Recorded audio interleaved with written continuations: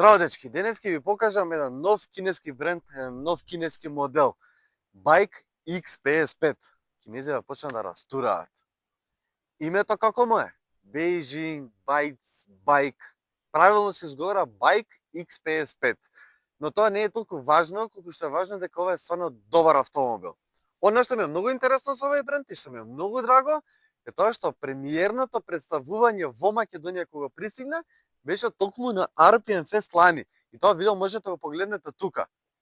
Bike X55 изгледа стварно многу модерно, многу современо, има една убава предна маска напред, тенки фарови напред, но исто така и позади. Изгледа баш европски. Дури и страничните линии му се такви убави, елегантни, но сепак и спортско. И плюс го нагласува тој голем негов SUV момент. Плюс ова убава црвена боја изгледа многу добро, многу впечатливо. Сега бидејќи почнува да врне, веднаш ќе си се префрлиме и внатре. Сега бидејќи ни заврна, мора вака да ви го покажеме интериерот. Како изгледа современо и модерно надвор, така изгледа современо и модерно и тука и внатре. Чист, елегантен дизајн, без премногу компликации, без премногу копчиња. Можеби дизајнерски тоа така изгледа убаво. Од практична страна можеби ми фалат одредени физички копчиња. Да, електронски седишта кои што се движат напред и назад со самото стартување на автомобилот. И имаме 10,25 инчен екран тука во средина за инфозабавниот систем и 10,25 инчен екран. Океј, да ги згасиме брешачите. Пред возачот. Убави екрани, убава графика, убава респонзивност. Ми се допаѓаат бидејќи стварно се лесни за функционирање. Сега физички копчиња ми требаат пример за шорткат за климата или за некои други елементи, пример за радио, но ако се навикнете на ваков начин, ќе ви одговара. Останатиот дел стварно многу убав, мек, нешто што ме изненади премногу, што се е меко и квалитетно, онамо кај што ви треба. И она што е најинтересно, дури е меко до овој момент, до тука доле, што не често се случува кај големи европски брендови. Стварно многу добро, многу квалитетно и убави решенија направиле во поглед на дизајнот со отворите од вентилацијата, па дури и самите рачки за отварање на вратата. Плюс амбиенталното светло го гледате дури сега тука, кој што се менува во било која боја што сакате, но исто така го има и во вратите, изгледа стварно многу убаво. Седиштава фантастични. И нормално тука се пишува Beijing, така се вика нели компанијата. Од практична страна, нешто што мора да признам, што не е очекувано за кинески автомобили, е многу широко. Многу широко, убаво се седи и имате голема остава тука на овој брек централен, кај што имате две нивоа. Доле имате една огромна остава, која што е гумирана и нема ви лизгаат работите, таму има и USB порт, една остава за телефон, уште една остава за телефон. Овде имаме бежичен полнач, овде имаме две остави за шишење.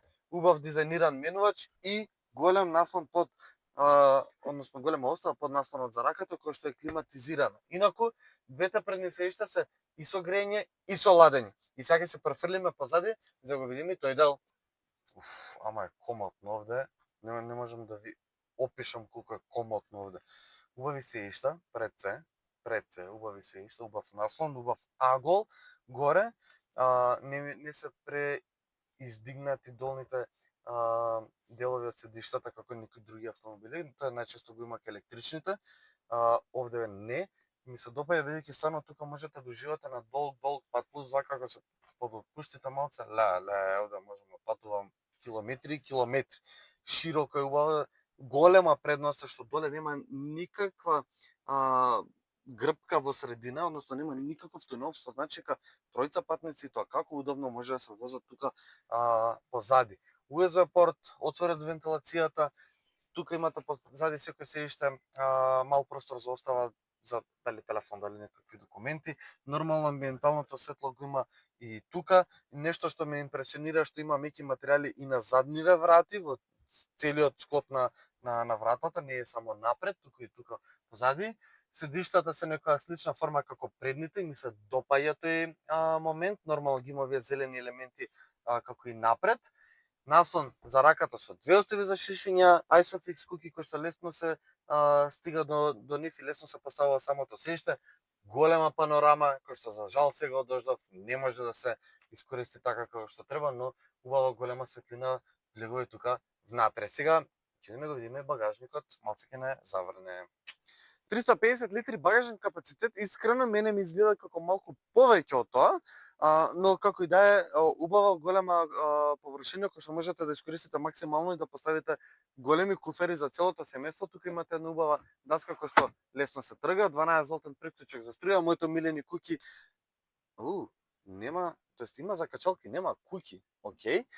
Две големи остави од страна имате кои што можете ги искористите за дополнително нешто да се одложите. Под оваа даска тука која што инаку е совршено рамна со ивицата на браникот, е супер за товарање и стоварање на потежак багаж. Под неа тука има сет за репарација, дигалка и се што ви треба да одложите тука во поглед на тој механичарски дел, и под него има големо резервно тркало што е супер. Тоа е во овој пакет на опремено што се го добивате со XPS5, и сега е време да почнеме да возиме, да го видиме како се однесува. Како што кажав, многу ми е искрено чест пред се што Цила, сувозникот на Байк, одлучија премиера да направат баш на RPM Fest кај нас во Кавадарци, еден убав настан, и беше многу убаво бидејќи публиката, вие имавте можност да го видите овој нов бренд кај нас, иако Байк се бренд со долго годишно искуство.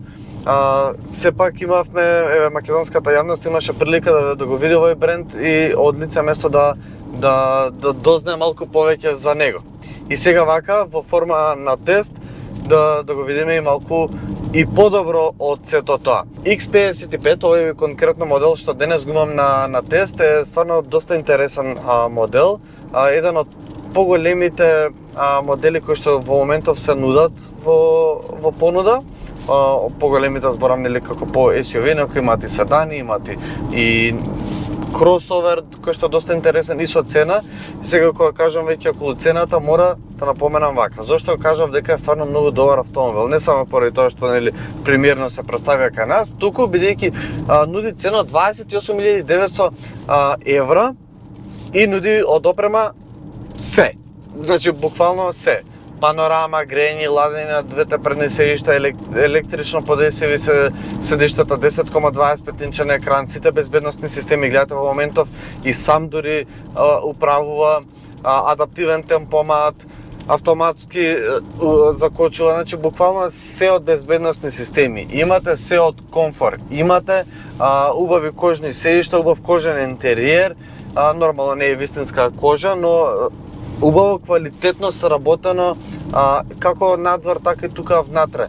И нешто што многу мора да го пофалам, одлична изолација е поставена низ целиот автомобил, што значи дека на поголеми брзини, на автопат, па дури во град нема да почувствувате никаква бука и бучавост внатре. Ми се допаѓа што контролите од панорамниот покрив, како и 4 жмигавци се поставени тука, се трнати од долниот дел за да изгледа стварно баш убаво, но некако и тука ми е попрактично да бидат овие копчиња. Нормално од панорамата најчесто копчињата се и тука, но за 4 жмигавци не често се поставени овде горе.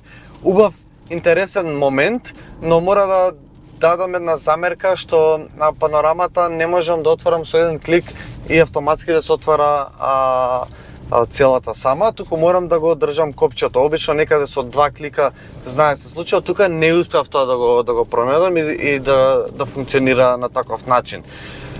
Но стварно убаво изгледа оваа панорама, убаво се чувствувате тука внатре, а убаво се чувствувате и кога возите. Седиштава се преубави, нешто што морам да ги пофалам дополнително е тоа што стварно е тука комотно и широко, што не често се случува за кинески автомобили, некој пат се така потесни, но тука е баш убаво широко и ве држат овие странични потпори убаво во кривини. Кај воланот ми се допаѓаат овие тркалца и копчиња тука што не се тач, ниту пијано пластика црна боја, таква некоја пластика како тука што брзо ќе се изгребе или често се појавува кај другите автомобили.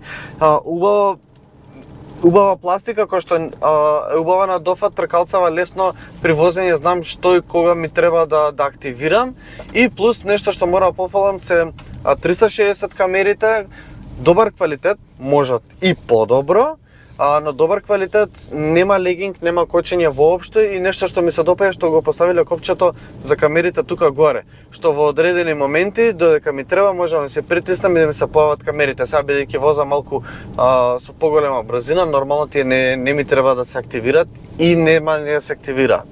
Во поглед на различните драйв модови имаме вкупно 4 мислам дека беа, да, 4 имаме комфорт, еко, спорт и смарт. Во моментов ми е ставен во смарт, бидејќи почувствав дека кога имате потреба од спортскиот момент, само притискате на гаста, автоматски, нели, смарт паметно си се прилагодува и ги добивате перформансите што ви треба. Во спротивно си се префрлува во тој еко режим и е поекономичен во поглед на потрошувачката. Кога више кажувам, потрошувачката во град во моментов мене ми изнесува 10,2 литри. Во периодов на возење на тест видов дека во град можам да го спуштам некаде околу 9,5, 9,6, така високи 9 литри. Комбинирано е точно како што кажуваат, некаде околу 8 литри. Сега можеби ќе кажете голема и висока потрошувачката, но така ќе кажете се дори не ги чуете перформансите. Имаме 1,5 4-цилиндричен турбобензински мотор на располагање кој ни дава 177 конски сили. Стварно тие конски сили се би кажал дури повеќе од потребно, бидејќи стварно е моќен моторот, ако сакате да притиснете и да полета, може тоа да го направи, иако во најголемиот број случаеви тоа ќе го користите само за да пристигнете некаде. Но тука би дал уште една замерка.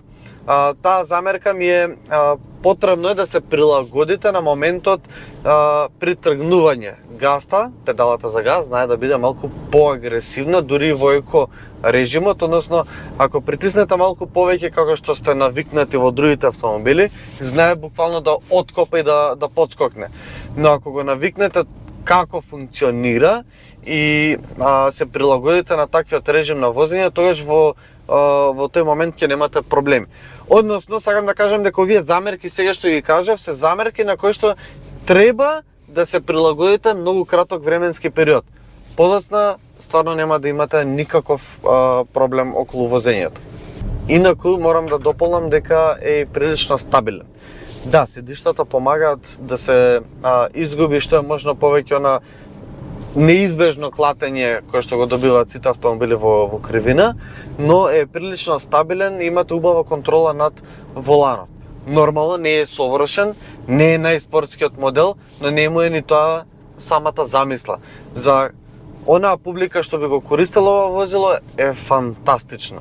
За ентузијасти како мене што сакаат спортски елементи ќе му ги наоѓаат ситните тие моменти како замерка и може да се истакне како негативна работа, но во реалниот момент е дека стварно е еден многу добар стабилен автомобил кој што имате многу добра прецизност и многу добра контрола над воланот. Така да кога ќе сумираме се на се, како вози, колку е тиво, колку вложиле внатре, надвор, колку внимание привлекува, наставно пред се немате чувство дека возите кинески автомобил.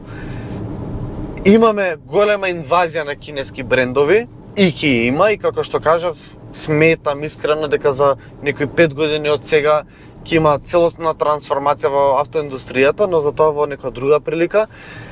Сметам кај Bike X55 дека не се чувствувате како во кинески автомобил, туку како во некој европски бренд.